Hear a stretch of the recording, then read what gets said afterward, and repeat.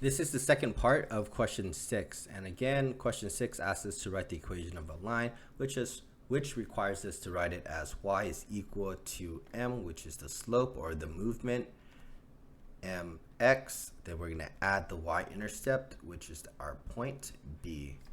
If we take a look at this question, we can neatly find the y-intercept right here. This is the point, it crosses the y-intercept. That is the y-intercept, so we write b is equal to the value of 1. All we have to do is find the slope, which is m. The slope is defined as the change in y, so let's get the y change. It goes down, so it's -1, -2, -3, -4, -5. So it's -5. We're going to divide that by the change in the x, which is the horizontal. So that is 1, 2, 3 over 3. That is the slope. Does not simplify. So we write it as y is equal to the slope, -5 over 3x. 1, 2, 3, 4, 5. Yep, 1, 2, 3. I just double checked. And plus the 1 for the y-intercept. Good.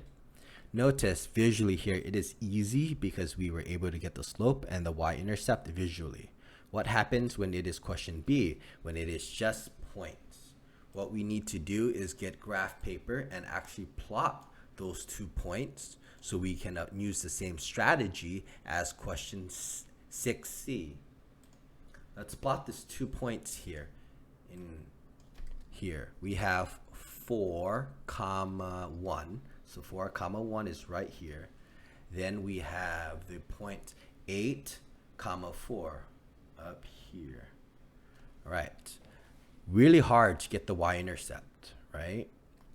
We can connect it with lines, right? And we can extend the line. Okay, and it should work if we connect the line.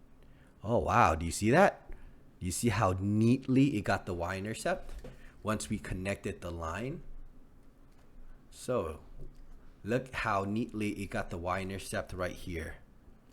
Y-intercept of the b value of -2.